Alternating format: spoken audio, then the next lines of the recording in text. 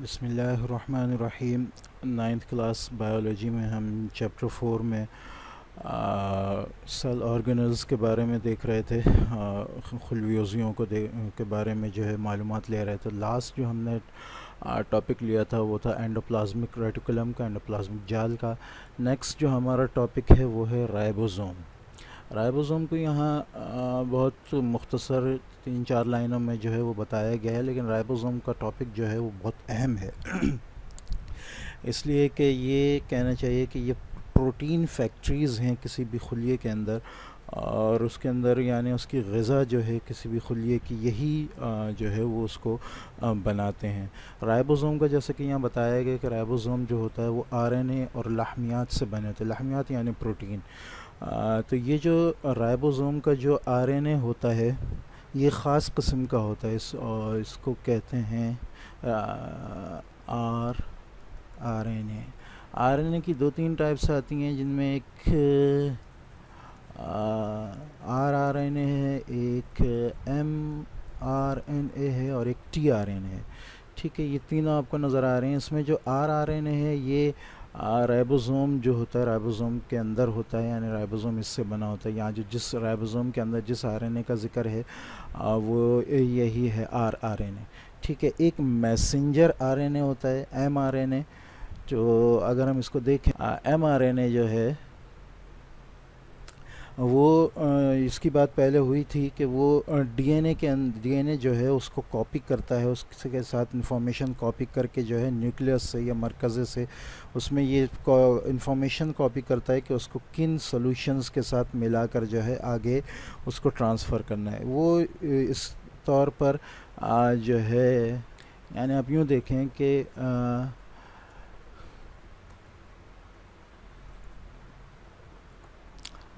Nucleus के अंदर DNA है।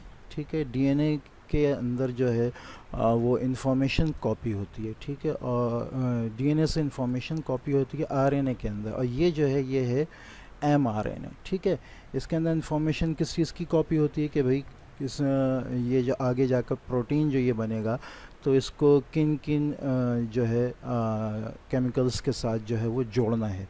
ठीक है, वो इन्फॉर्मेशन कॉपी होती है। उसके बाद ये जाता है राइबोसोम के पास। राइबोसोम से सिंथेसाइज होता है, उसका तरीक़ाकार अभी आगे समझ में आ जाएगा। उसके बाद राइबोसोम उसकी इन्फॉर्मेशन देखते हुए उसको उसके एप्रोप्रिएट अमाइनो एसिड के साथ जो है जोड़ देता है, और उसके साथ उसके बाद उसको प्रोटीन बना देता है, जो कि किसी भी कहना चाहिए खुलिये की ग़िज़ा के तौर पे काम करता है।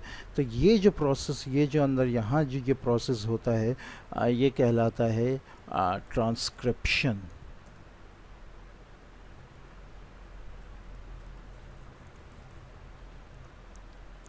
और जो नेक्स्ट जो यहाँ जो ये प्रोसेस हो रहा होता है जिसमें जो है एमआरएनए से जो है वो प्रोटीन बन रही होती है, ये कहलाता है ट्रांसलेशन।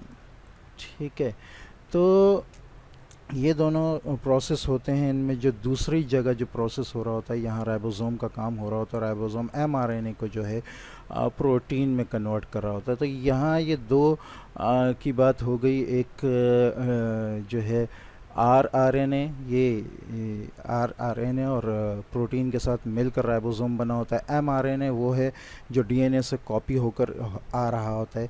एक तीसरा इस्तेमाल होता है जिसका नाम होता है टीआरएनए, जिसका मतलब है ट्रांसफ़र आरएनए।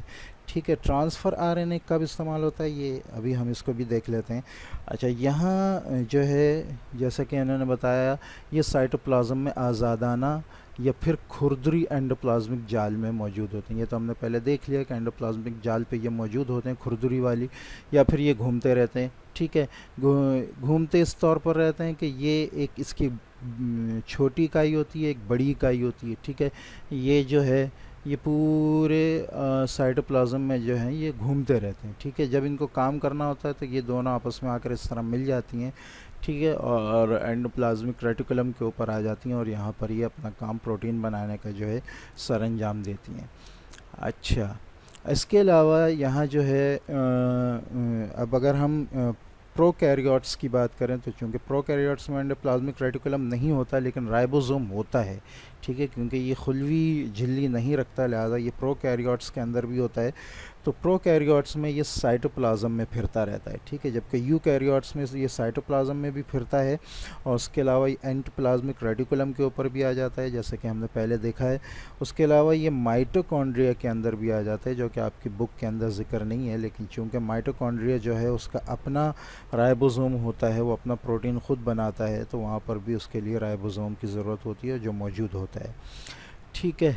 तो यहाँ ये बता दिए, ये साइटोप्लाज्म में आज़ादाना फिरते हैं। अगर प्रोकैरियोट है तो साइटोप्लाज्म में फिरेगा, यूकैरियोट है तो साइटोप्लाज्म में फिरेगा, या खुरदी एंडोप्लाज्मिक रेटिकुलम के ऊपर होगा। यहाँ ये लाहमियात की या प्रोटीन्स की जो है तालीफ़ करता रहता है। ये जो है ये इनफरादी तौर पर भी हो सकता है और गुच्छे के तौर पर भी पाया जा सकता है, ठीक है। यहाँ हम इसकी पिक्चर देख लेते हैं। ये इसका जो है बड़ा सब यूनिट है जो ये नज़र आ रहा है, ठीक है, और ये स्मॉल सब यूनिट है, ठीक है। अच्छा, अब क्या होता है, जो मैसेंजर आरएनए है वो इसके दरमियान से इस तरह गुज़रता है, ठीक है। इसको ये रीड करता है और इसके साथ जो है उसके मुताबिकत के साथ जो है अमीनो एसिड उसके साथ मिलाकर उसको प्रोटीन में कन्वर्ट करता है। इसको अगर हम दूसरी पिक्चर में यहाँ देखें तो ये देखें, ये जो है ये पूरी एमआरएनए की पट्टी इसके अंदर से गुज़र रही है, ठीक है। ये इसके दोनों सब यूनिट हैं, लार्ज सब यूनिट, स्मॉल सब यूनिट, ठीक है। अच्छा, और ये जो है ये तीन तीन की पट्टी में इसको पड़ता है, तीन को एक साथ पड़ेगा, फिर तीन को एक साथ, ये जो तीन की लेयर एक साथ के आ रही होती है उसको कहते हैं कोडोन, ठीक है। होता क्या है, जब ये बीच में इस तरह आता है तो उसको ये रीड करता है। जब ये रीड करता है तो उसकी मुताबिकत के साथ जो है, जैसा उसके साथ अमाइनो एसिड चाहिए होता है, उसको टीआरएनए, यहाँ टीआरएनए का काम है, ये टीआरएनए लेकर आता है और उसको लाकर इससे जोड़ देता है। जब ये जोड़ देता है तो ये इस तरह अमाइनो एसिड चेन के तौर पे प्रोटीन बन के यहाँ से निकल जाता है। तो ये यहाँ पर जो है ज़िक्र है तफसील के साथ राइबोसोम का। अच्छा, ये टॉपिक अहम क्यों है? इसकी वजह यह है कि राइबोसोम जो है वो किसी भी खुलिये का जो है वो ग़िज़ा बना रहा होता है। अगर हम किसी भी खुलिये के बारे में चाहें कि वो कहीं पैदा ना हो, तो हमें उस खुलिये को पूरी तरह तबाह करने की ज़रूरत नहीं पड़ती, बल्कि हम किसी भी तरह कोई ऐसा केमिकल, कोई ऐसी दवा यूज़ करते हैं जिससे के ज़रिए राइबोसोम जो है उसका वो काम करना छोड़ दे। जब राइबोसोम ही उसका काम करना छोड़ देता है तो वो सेल या खुलिया जो है वो ख़ुद ब खुद डिस्ट्रॉय हो जाता है। जैसा कि अगर हम चाहें कि किसी भी जिस्म के अंदर या कोई भी ऐसा बैक्टीरिया है जो कोई ख़ास किस्म की बीमारी अंदर पैदा कर रहा है, तो हम कोशिश ये करेंगे कि ऐसी दवा यूज़ करें जिससे उस बैक्टीरिया का राइबोसोम जो है वो काम करना छोड़ दे। जब राइबोसोम काम करना छोड़ देगा तो वो बैक्टीरिया या वो खुलिया वो ख़ुद ब खुद जो है वो तबाह हो जाएगा। तो राइबोसोम की अहमियत जो है वो किसी भी खुलिये के अंदर इस वजह से बहुत ज़्यादा होती है। नेक्स्ट जो हमारा टॉपिक है वो गोल्जी बॉडीज़ है। गोल्जी बॉडीज़, गोल्जी अजसाम, गोल्जी अजसाम को गोल्जी बॉडीज़ भी कहते हैं, गोल्जी अपैरेटस भी कहते हैं, गोल्जी कॉम्प्लेक्स भी कहते हैं, ये तीनों नाम इसके आते हैं, ठीक है। गोल्जी जो है एक इतालवी फिज़िशियन कैमेलो गोल्जी ने दरियाफ़्त किया था, तो उसी के नाम से जो है इसको नाम दे दिया गया। ये चूँकि किसी भी खुलिये के अंदर उसके बड़े उज़्वों में शामिल होता है, तो इसलिए ये दरियाफ़्त करने में शुरू में आया, जल्दी से दरियाफ़्त हो गया, ठीक है। अच्छा, ये कैनाल्स और बैग्स बनाता है, ये जिस तरह आपको यहाँ नज़र आ रहा है, ठीक है। ये इस तरह ये एंडोप्लाज्मिक रेटिकुलम से काफ़ी हद तक मिला होता है। ये इस तरह इसकी नालियाँ हैं और बैग्स हैं, ठीक है। एक यहाँ एक छोटा है, उसके बाद एक उससे बड़ा, उसके बाद एक उससे बड़ा, फिर ये इस तरह एक सीरीज़ इसकी आती है, ठीक है। जो इसका जो शुरू का हिस्सा है ये सिस फेस कहलाता है और आखिर का हिस्सा जो है वो ट्रांस फेस कहलाता है। ये पूरा जो कहना चाहिए इसकी ये अपीयरेंस है, ये सिस्टर्नी कहलाती है। इस तरह जो ये बैग्स और थैले और नालियाँ बनी हैं, ये सिस्टर्नी कहलाती हैं। ठीक है, इसका काम क्या होता है उसके बारे में जो है वो जान लिया जाए कि इसका काम क्या होता है। कि जो प्रोटीन्स बन जाती हैं उनको ये कहना चाहिए फाइनल रिव्यू करता है। यहाँ एंडोप्लाज्मिक रेटिकुलम से ये राइबोसोम के ज़रिए बन के आ रही है प्रोटीन। ठीक है, ये इसको देखेगा, इसके साथ मज़ीद कुछ चीज़ों के जो जोड़ने की ज़रूरत होगी, अगर लिपिड्स वगैरह की है, कार्बोहाइड्रेट्स वगैरह को जोड़ने की ज़रूरत है, तो ये उनको जोड़ेगा, उनके साथ जो है वो चेंजिंग करके उनको आगे जो है कि जहाँ उनकी ज़रूरत होगी, चाहे खुलिये के अंदर हो चाहे खुलिये के बाहर हो, उनको वहाँ ये ट्रांसफ़र करेगा। ठीक है, ये लाहमियात की तारीफ़ में काम अंजाम देते हैं। लाहमियात तारीफ़ होकर पहले गोल्जी अजसाम में आते हैं। होता क्या है, यहाँ ये राइबोसोम मौजूद हैं, ये प्रोटीन्स बना रहे हैं। ये प्रोटीन बनाने के बाद जो है एक मेम्ब्रेन में, एक बैग में बंद करके इसको गोल्जी की तरफ भेज देंगे। गोल्जी के साथ ये जाके ये मेम्ब्रेन एक ही किस्म की होती है, चिपक जाएगी। ठीक है, चिपक के ये इसके अंदर चली जाएगी, फिर इसके अंदर घूमते हुए, ठीक है, इसको जिस चीज़ की ज़रूरत होगी गोल्जी वो देकर इसको यहाँ दोबारा एक मेम्ब्रेन में लगाकर जो है बाहर निकाल देगा। अब अगर इसकी ज़रूरत सेल के अंदर है, खुलिये के अंदर है, तो ये खुलिये में ही अपनी ज़रूरत की जगह पे पहुँच जाएगा। और अगर खुलिये से बाहर है तो ये यहाँ आकर प्लाज्मा झिल्ली के साथ जुड़ जाएगा और थोड़ी देर में यहाँ से इस तरह निकल जाएगा। ठीक है, इसी वजह से चूँकि ये गोल्जी जो हैं ये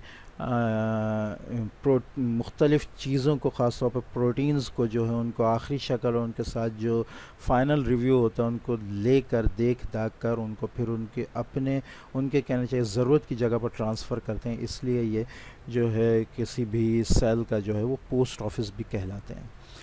ठीक है, अच्छा, लाहमियात तालीफ़ होकर पहले गोल्जी अजसाम में आते हैं, फिर यहाँ से उन उज़वियों तक उनकी तरसील होती है जहाँ उनकी ज़रूरत हो। गोल्जी अजसाम में कारामद और बेकार मादों की छाँटी का काम भी होता है इसमें। ठीक है, इसलिए इन्हें छाँटी करने वाले अजसाम कहा जाता है। गोल्जी अजसाम हमवार झिल्ली के सेट हैं जो कि एक दूसरे पर मुतवाज़ी तौर पर माए से भरे थैलों और नालियों, जैसा कि मैं बताया, मुश्तमिल होते हैं। इन थैलों नालियों को सिस्टर्नी कहा जाता है। इन सिस्टर्नी में ऐसे खामरे होते हैं, ऐसे एंजाइम्स होते हैं जो जमा शुदा पैदावार में तब्दीली का बायस बनते हैं। जैसे कि मैंने बताया, जैसी ज़रूरत होती है वो उनको चेंज कर देते हैं। लाहमियात खुरदुरी एंडोप्लाज्मिक जाल में बनकर गोल्जी अजसाम में मुंतकिल होती हैं। यहाँ ज़रूरत के लिहाज से तब्दील होकर थैलों और नालियों में मलफूफ हो जाती हैं। इसलिए गोल्जी अजसाम लाहमियात की एक जगह से हासिल करके तब्दील करके दूसरी जगह मुंतकिल करने का बायस बनते हैं, जिसकी वजह से गोल्जी अजसाम को खुलिये का डाकखाना भी कहा जाता है। तो ये आज का हमारा टॉपिक जो था उसमें एक बहुत अहम टॉपिक राइबोसोम का था, उसके बाद गोल्जी बॉडीज़ का। तो इंशाल्लाह नेक्स्ट हम जो है वो जो आने वाला टॉपिक है उसको नेक्स्ट क्लास में हम कवर करते हैं।